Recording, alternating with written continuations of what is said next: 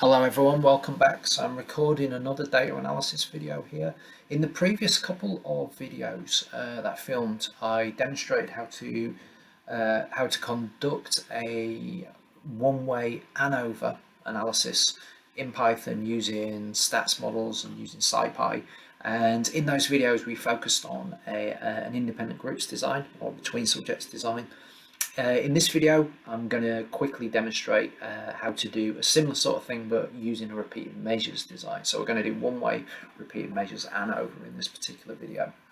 So if you recall, a quick recap, ANOVA, it allows us to compare differences between multiple group means on some scale-dependent variable whilst controlling for the family-wise error rate. So it's an omnibus test in that sense. In this video, I'm going to do repeated measures, or sometimes you hear it referred to as within subjects designs.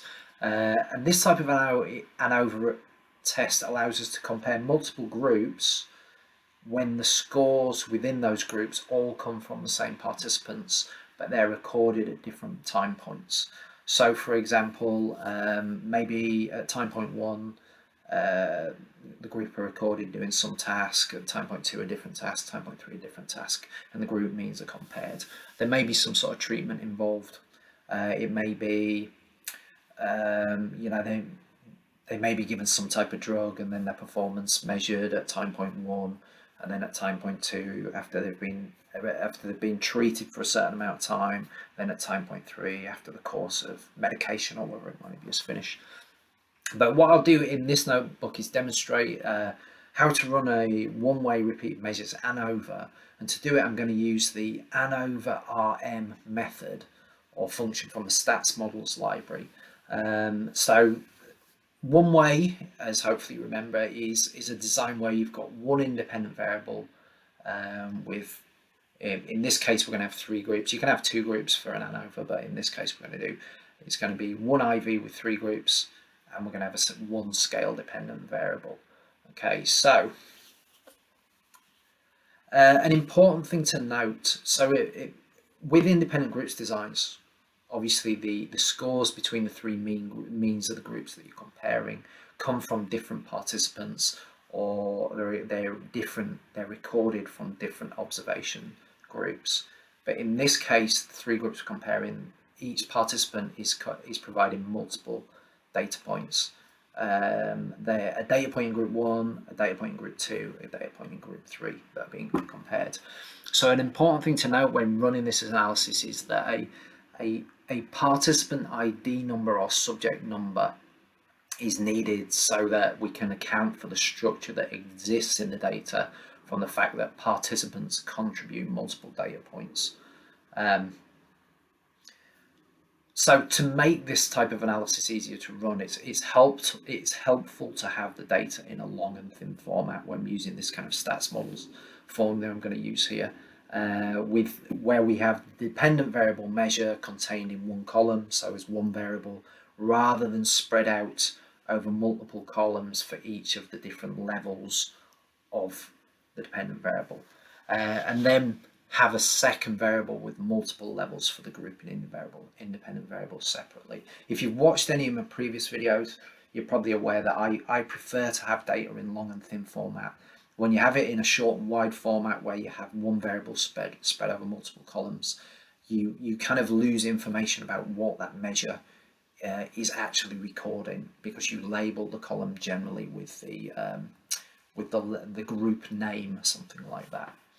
Okay, so this is only a short example here, and what I'm going to do to start with is import some key software libraries. So we're going to import NumPy and Pandas, and from statsmodels.stats.ANOVA we're going to import this function or this method ANOVA RM.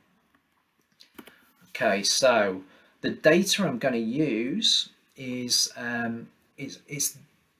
it's data that's already formatted in a long thin format. It's data from like a lie detector study where electrodermal activity was used as the measure of arousal.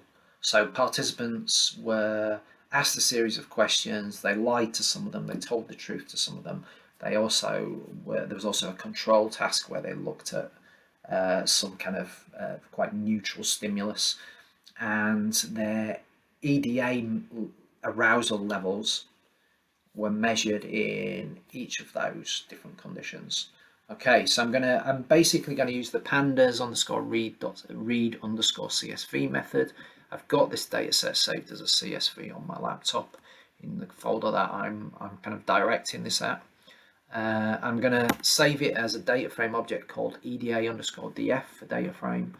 And if we look at the header, you can see kind of the structure of the data. We've got an ID number for each participant, and that will repeat. So these numbers I can't remember exactly off the top of my head how many participants there are in this research. There's maybe 60, but for each participant, this ID number 1 will repeat 3 times for each of the levels of this questions variable here. So this is a categorical variable questions. We've got another one here, framing. We're going to ignore that for now. We'll look at that when we look at mixed designs as well.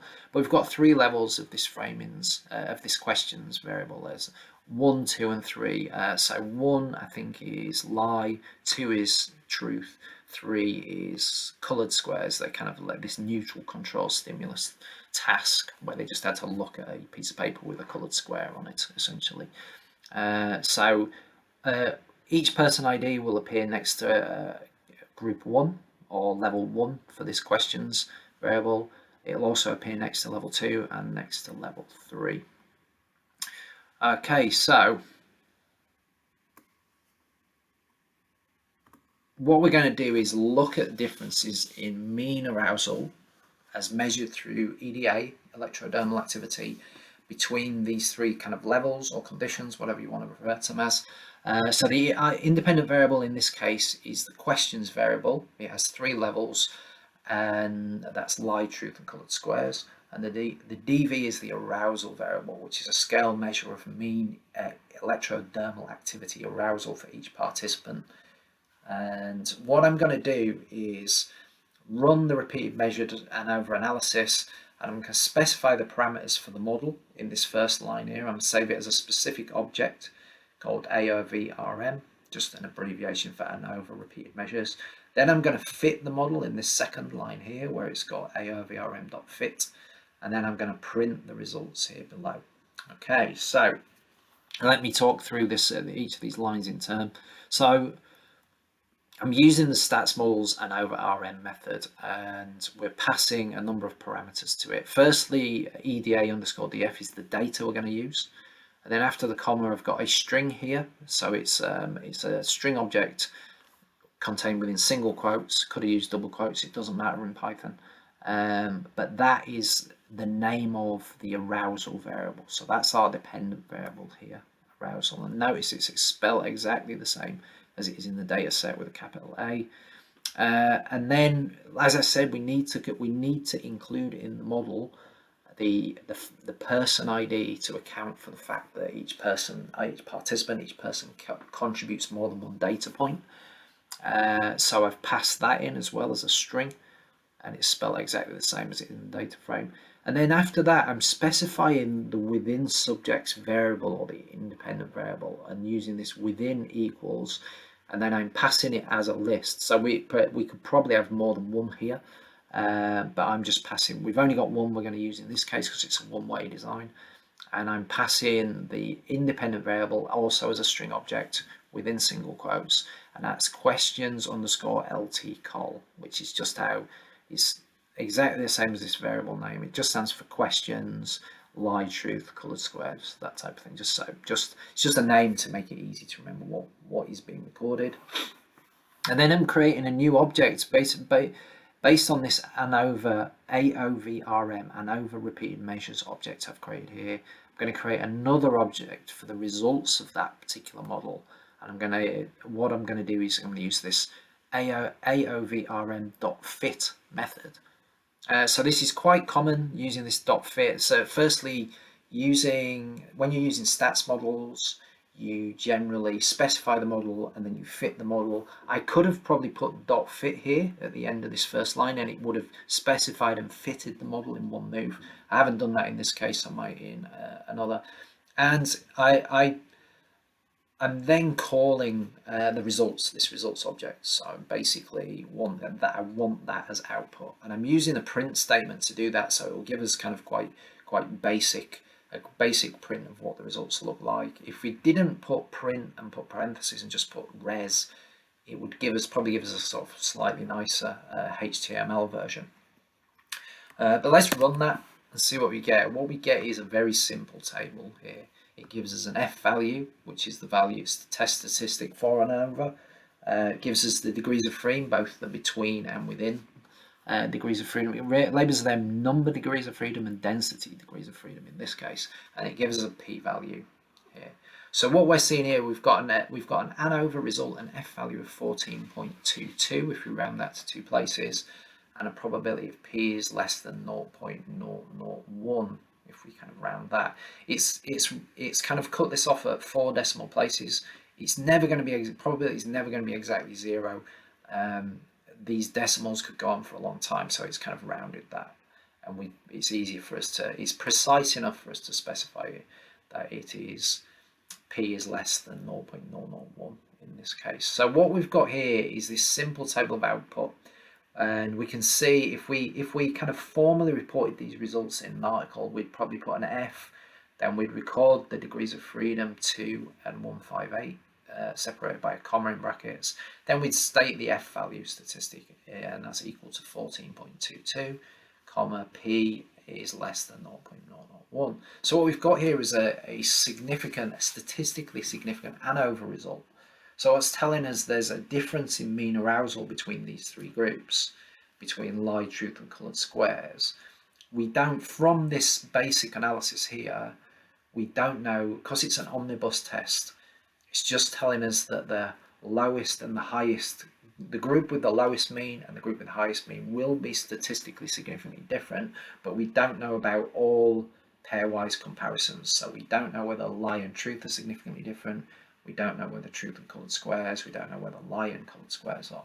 So what we need is some descriptive statistics showing us what the group means are, and we need to perform some sort of post-hoc test to follow up this analysis, so we can then identify the levels of the IV that were significantly different from each other in terms of mean arousal. So I'm not going to do that in this video. I'm going to just keep it short and end this here. But I'm going to come up with it. I'm going to demonstrate some more examples of this. We'll do another one-way repeated measures ANOVA and demonstrate how to conduct the post hoc analysis, and a few other, I'll demonstrate using a few other examples. I'll demonstrate repeated measures ANOVAs as well. But in the next video, I think what I'll do is I'm going to record something about the tests of assumptions you need to meet for kind of an ANOVA. I've kind of covered this in places elsewhere, but it keeps occurring to me, you know, as I'm recording these things. There are other things that it would have been good to mention, so I might sort of do some housekeeping really and talk about tests of assumptions that you need to meet for ANOVA models in general. Okay, hopefully that's helpful, and I'll speak to you soon.